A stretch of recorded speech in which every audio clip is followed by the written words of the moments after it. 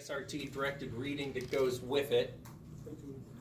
Then in 2 weeks, when you come back on the 18th, you will have the associated test that goes with this ASRT direct reading. That is a 25-point test. And then we'll move on from there. We're getting close. I think this class ends like the second week of December. Oftentimes we actually finish a week early. We'll see how we can manage that. All right, so let's kind of go through this. This is all based on the handout you're going to get, so we'll just kind of, you're going to read this, of course, and you're going to understand it really, really well.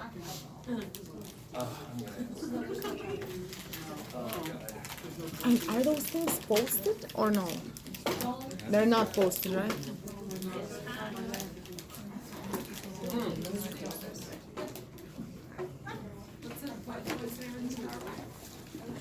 Interesting piece of news, by the way. State of California, as I said, is renewing and reviewing regulations and making changes. There's a set of recommended regulatory changes that have already gone through the public review. We're waiting for the final ones to come out, but I'm guessing it's going to actually remember we talked about the things you can do with a fluoro permit. You can adjust the technique, move the patient, do all that. Well, they've codified all of that now in the regs, so they're making it very clear who can do what and what can do who and all of that. The other thing they do, which I'm kind of excited about, they didn't do it the way I wanted. There's always been an issue with, technologists always like to ask, what is my scope of practice? State of California, from a regulatory point of view, has never had a written scope of practice for you folks, ever. They've kind of, I called them once because I had questions about this when I first started to teach, and the state said, well, your certificate covers and allows you to do whatever your school taught you to do. I'm going, okay, do you have that in writing someplace? No. Can you give it to me in writing? No. Okay. Then there was some talk what the school directors and a lot of people like myself suggested to the RTCC, which is the Radiologic Technology Certification Committee, is that they just adopt ASRT. ASRT has an incredible document that says what technologists can do because it goes along with what their standards are for what we teach. State didn't do that. Instead, they basically wrote all of the scopes of practice over, I don't know, there's 18, no, I take that back.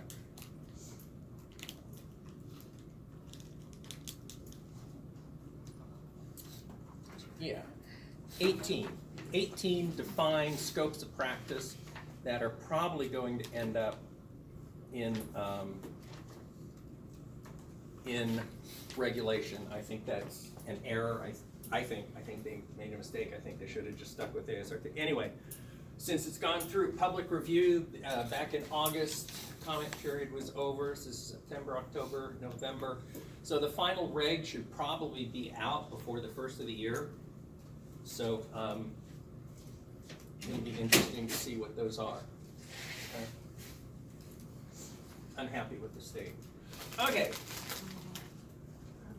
So, everybody knows what fluoroscopy is. There's two different types, fixed and mobile. Fixed are like what we have in the back room. Mobile are the ones you push around. RAs are radiologist assistants. Radiologist assistants are not recognized in California. ASRT recognizes them, but California does not. So the only people that are allowed to operate fluoroscopic equipment are radiology technologists with a permit, and California put into the regulation some time ago that physician assistants that have received particular training and are allowed to do so by their mentor physicians are also allowed to. You all know what your deterministic effects are. So those are things like desquamation, reddening of the skin, things like that. Stochastic is cancer. You need to be aware of that for your boards. Radiation dermatitis, anywhere between 2 and 8 grays. Chronic radiation. Dermatitis appears months. This is the important part, months to years. And that's a cumulative dose of 10 gray. Common locations, cardiac procedures, so you've got scapular and subscapular sources. You've got follow-up should be scheduled for patients 30 days after an interventional procedure for any patient who receives more than 2 gray or more. In case of radiology-related adverse effects that may occur, unit should be impounded for later inspection. I don't agree with that, but that's what ASRT is looking for. Goals of an adverse event protocol should be alleviate suffering, protect evidence, document what happened, report the incident to the appropriate parties, and analyze the cause of event. Competing against this, of course, is Joint Commission that says basically anything over 1,500 rad to a single area of a patient's skin should be considered a not a reportable sentinel event. Well, there's a different term for it. One that should be investigated. So that the Joint Commission uses 1,500 rad, but this is ASRT. You'll see this information on your boards. This is all in the document I'm going to hand you afterwards. This is just kind of piecemeal synopsis. You remember what the chain is, so you're going to expect to know what the imaging chain consists of in a basic fixed fluoro unit. So you got generator, tube, collimator, filtration, table grid, image intensifier, optical coupling. So you just kind of start from the tube and you work all the way through the patient, all the way up to your image. There's devices that can be attached. Fluoro X-ray generators are similar to those used in radiography, but have additional circuitry. Continuous tube current is not allowed in new units by FDA, but the rapid pulse exposure is, and that's to be used. Pulse fluoro is 10 to 200 MA, and from about 100 to 1,000 MA for Cine. There's some electronics that pulse the beam on and off rapidly. Dose is proportional to pulse rate frequency. We talked about that. It improves temporal resolution and reduced patient dose. And continuous fluoro can be operated with less than 5 MA, which is higher than radiographic exams because the patient's being exposed constantly. So yeah, 5 MA seems, it's not very much. We do our patients with 100, 150 MA. But you look at the mass. But continuous is 5 MA constant, and that can be a pretty high exposure rate to the patient. I don't think we have to review too much about the X-ray tube, but they're going to want you to be able to put it all out on a test. Small focus is anywhere between 0.3 to 0.6. For mammography, it's considerably smaller, it'd be 0.1 to 0.3. So that's what you'd use for fine vasculature and guide wires. Large focal spot is 1 to 1.2 millimeters. So that'd be large field of view or large image intensifier. So you've got divergent beam, deflected is known as scatter. When electrons strike the anode, visible light is emitted. Visible light is transmitted to a television tube. This is when they strike the anode of the image intensifier. Okay. You have to remember electrical current, filament, cathode, electrons. So those will be in the basic physics part. Collimator, you remember what it does? Collimates. It collimates. Very good. Patient, cable pad, remember it's typical, now the new ones are carbon fiber, it's minimal X-ray attenuation. Have to remember that the attenuation has to be less than or equal to 1 millimeter of aluminum equivalent at 100 kVp. Should not be using any thick gel pads. I know patients complain about tables being cold, but the more stuff you have underneath the patient can affect not only attenuation, but can also introduce artifacts if there's wrinkles or stitching or something else. You don't want the radiologist to interpret something that's there that isn't there, if you know what I mean. Filter decreases the low energy X-ray, keeps it hardens the beam, uses aluminum and or copper, and a minimum of 2.5 total filtration usually is about 3. Whoa. Special effects. Yeah. Again, this is somebody else's lecture. I'm looking at this going, okay, let's keep it simple. I believe we keep it simple. I like it. It's so cool. Ye old grid and image intensifier. Grids increase contrast and image quality, but increases dose to staff and patient. Well, you know it increases dose to the patient. How does it increase dose to staff? If you increase dose to patient, you increase dose to staff. Okay, grids are not necessary for fluoroscopic examinations, especially pediatrics. We use them, but there's differences depending on the radiologist requirements, whether they want a grid in or a grid out. That's why you have the ability on like the system in the back to make the grid in or out. Image intensifier, X-rays to light to electrons to light, controls magnification. Dose increases with magnification. Replay zoom feature magnifies but does not increase dose. So if you're replaying and you zoom it electronically, then increase dose. But if you're using mag mode during live fluoro, it will. Optical distributor transmits the image from the image intensifier to the camera or image recorder, usually a beam splitting mirror. Automatic brightness control system will increase radiation exposure to maintain light level at the camera. Pre-programmed to adjust KVP, MA, and pulse rate to produce selected dose rate. Operator selects dose rating of low, medium, or high. Now, I just had a thought. If you have a camera, yeah. In some of the new digital detectors, where the image receptor is the detector, so there's no camera per se, there's different ways of using automatic brightness. Now it's all an electronic function, basically a post-processing part of that. But essentially, automatic brightness does exactly that. There's some circuit in there, whether it's a image intensifier with a camera, image intensifier with a CCD, or a digital receptor that adjusts exposure in order to keep an image looking the way it should. TV systems, we do not use video cameras anymore. Monitors, of course, displays what the video, basically it's television.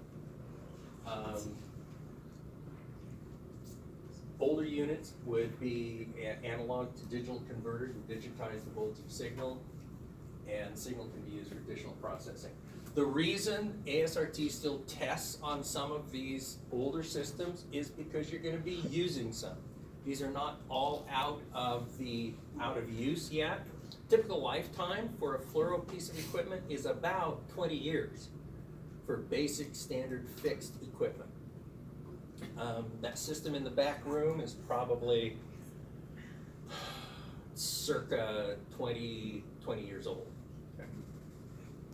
Works just fine. You got spot film devices, film changers, photospot cameras. Cine, no more. Be aware of that. Cine went away. Can't even get the film. Spot films are all electronic now, but in the kind of unit they're talking about here, you would have some sort of a cassette, probably CR. We don't use film changers anymore, anywhere. Photospot cameras. Cine, we can ignore Cine. Now we're into digital. We talked about, had whole lectures about, ooh, I don't know who uses orange background. Gross. Yeah, in the streets. So, digital allows you to do the things we talked about that are good for the patient. Last image hold, grayscale processing, temporal frame averaging, edge enhancement. That, all of those enhance image quality. Last image hold reduces radiation exposure by providing digital information from last image frame. Grayscale processing used to alter brightness and control contrast. That's also, you can use post-processing to alter that, so you can see different types of tissues are augmented. Temporal frame averaging decreases image noise. Edge enhancement defines boundaries between objects at different pixel values. Digital subtraction angiography enhances imaging of vasculature by subtracting digital fluoroscopic images after contrast injection. Road mapping, we talked about that. Image summation combines 2 or more frames of a sequence into a single image. We talked about that. Equipment features. If you have an older system, you're going to have a Bucky. Newer systems are strictly doing digital. Table always tilts. Image recording devices usually goes to a PAX, as I said, for some of the mobile C-arms. Doctors still like seeing prints, I don't know why. Image intensifiers are typically under the table. C-arms can be mounted on the floor or ceiling. Sometimes you can also have a fixed C-arm where the table floats. Image receptor can be isocenter.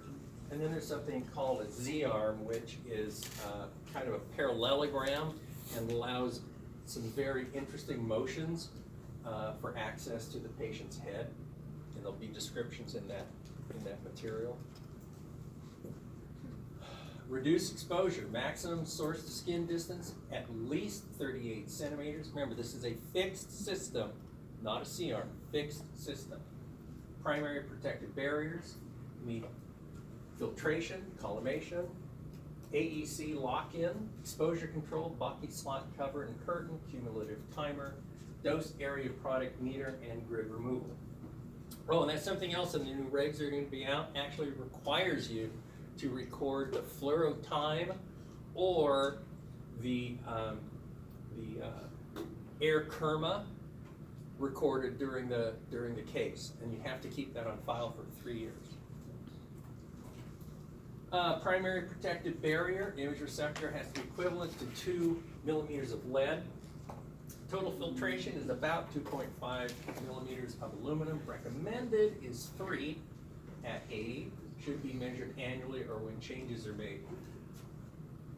The only change that's made is if you put on a new collimator or you put on a new tube. Collimation, you want to make sure your shutters, I don't know about what this closed too tightly means, you just want to make sure that they move equally in both directions. AEC lock-in maintains image brightness by altering the exposure, allows freeze function, so you can actually set what your contrast and your image quality is, and it will maintain that throughout. You've got exposure control, either pulsed or last image control, last image hold, Bucky slot cover, protective barrier, protective curtain and cover, at least 0.25 millimeter lead, and a cumulative timer with an audible signal. In some places you're going to work, you're going to find that audible signal isn't audible. That's a violation of both state and FDA. So if you can't hear it, it needs to be fixed. Dose area product, we talked about that, incorporates both radiation dose, volume of tissue. It increases as the field size increases because more tissue is exposed. Meters are located next to the X-ray source below the collimator. Risk of injury to the skin can be determined by dividing the dose area product by the area of the beam at the skin. That's why DAP is so difficult to use from a practical point of view, because somebody has to figure out the geometry and how big of an area is at the patient's skin. It makes it really, really difficult to use. That's why the newer systems of air kerma or tissue kerma are much better to use. At 80 kVp, X-ray intensity of tabletop should not exceed, they say 2.1 R per minute. We use 2.2 R per minute per MA per minute. Optional high-level control can be used with a maximum of 20 R. DAP is most beneficial for establishing a benchmark. Yes, it's a good quality control method. With regular DAP meter readings and dose reduction techniques, it helps establish doses as low as reasonably achievable. Also let you know who the outliers are for physicians mostly. If you monitor that by case and look at physicians, you can see you may have doctor number 4 has a much higher DAP for certain procedures than the rest of them do. It's a time to look at how they do their procedure and types of things and see if they can bring that down. I'm never going to get to eat that cookie. Oh, eat one, we'll wait. No, I want to get you guys home. How long? Unless you want to stay. Who That's a wants to small stay? cookie. How long would it take you Besides to eat it? Cat. Cat wants to stay. Cat just All right. cares for you. Okay, radiation Eat safety cookie. for patient personnel, these should all be reminders. Primary protective measure for technologists is follow ALARA. Time distance shielding are still your best bet. Protective shielding of 0.5 millimeter of lead equivalent routinely, and gonadal shielding when remember, regulation says 0.25 at least, but most hospitals now, if you look at the apron, the tags on there, they're either going to be 0.35 or 0.5 for the most part. Anything over 0.5 is to be, I think, avoided, because then you're carrying an awful lot of weight and you can have some issues to your back. Every person in the room should be shielded. Under California, if you can receive more than 5 MR per hour during fluoro, you better have an apron on. California inspectors actually look at that and say, if you're in a room while fluoro is being done, you better have lead on. Typical exposure rate for a technologist near the patient is 300 MR per hour. I take issue with that. Adjustments to position or collimation must be made prior to exposure. Record fluoroscopy time. This is not a should now. The new regs are going to say that's basically a shall. I must be as close to the patient as possible. Mag mode use should be limited. Yes. Pregnant personnel, equivalent doses of fetus should not exceed 0.05 rem per month or 0.5 rem over the course of pregnancy. This is not a should, this is actually a shall under California law. Abdominal pelvic exam should be conducted within 28 days of patient's last menstrual cycle in certain exams. This is a recommendation. Your facility is going to do what your facility does. Some facilities, if you're a female of childbearing age, they're going to send you down to the lab to do a pregnancy test, period. Some facilities do use the 10-day rule, some do, some don't. You just have to follow what your facility says. Fluoroscopy procedures, interventional fluoro has replaced a lot of surgical procedures. This is growing every single day. Advantages over invasive in surgery, small incisions, reduce risk of infection, short recovery times.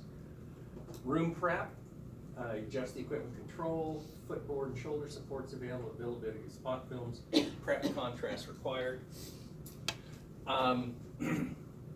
And there's going to be some things you learn when you're doing this as far as California Joint Commission and Title 22 are involved as far as when you can prep contrast. Everything in a special procedures room has to be labeled. That includes saline, that includes your contrast. Anything that's going to go into the patient when it's laid out and it's sterile has to have a label on it. State of California especially, be warned, they are not really happy if contrast is drawn up before the patient is in the room. I know a lot of facilities, to keep the process going, They draw the contrast, they put it in the automatic injector, and it's there. Well, the next patient may not need contrast.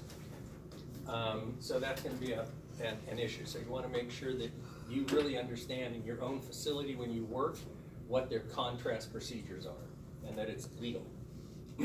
GI studies, barium studies are going down. Endoscopy, CT, and MR are coming up to take care of those. Higher insurance payout, good for the doctors, and ease of exam. And there's fewer radiologists available to perform barium exams. Number of radiologists is going down. Barium studies are highly diagnostic, less expensive with few complications, but you gotta have somebody who can do it. Motion is significant, and you have to consider exposure time adjustments due to peristalsis. Interventional pain management. This is contrast enhanced fluoro. This is where you're doing myelography with the subarachnoid space, spinal canal, and intervertebral disc abnormalities, cisternography, arthrography, discography, and epidural nerve blocks. These are really big. Pain management in all of the hospitals is a growing department. I know for me, when I was working in most of our facilities, it started in like one room, big, smaller than the x-ray room here, and it's now grown to a multi-room department. It's a very, very big growth procedure. Fluoro-guided percutaneous needle biopsies, largely being replaced by CT needle biopsies, but fluoro is found to be safe and low dose compared to CT. CT is high dose because for them to do CT fluoro, you've got the CT constantly rotating with a wide field of view, and that's just constantly going. And we know that CT has a higher skin dose than anything else does, so you get better image, but you get higher dose. So fluoro versus CT, fluoro is faster, lower cost, easier access. But this is becoming popular because it's got the gee whiz factor. Angiography, neurology, fluoro to visualize vessels. Equipment, usually you've got two ceiling mounted x-ray tubes. You've got a C-arm or L-arm fluoroscope, table controls, floor switch controls, digital image receptors, digital subtraction is always used, high potential dose to eyes and thyroid because of procedures being used. Gowns, thyroid collars, and glasses, or some sort of eye protection can be used for protection if it does not interfere.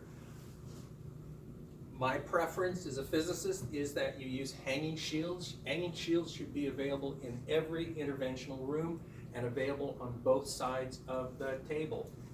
A lot of rooms, they only put them on one side because they seem to think that all doctors operate from the patient's right side, and that's not true. I saw a lot of procedures where it was easier to access the patient anatomy from the patient's left side, and they couldn't get shields around there, so it became a real issue. Those are things you have to look at when you work in a room. Cardiac catheterization, you've got vascular angiography of the heart, requires maximum resolution, so you've got multiple focus spots, high-speed, short exposure tubes, multi-mag modes, and digital imaging has basically replaced Cine.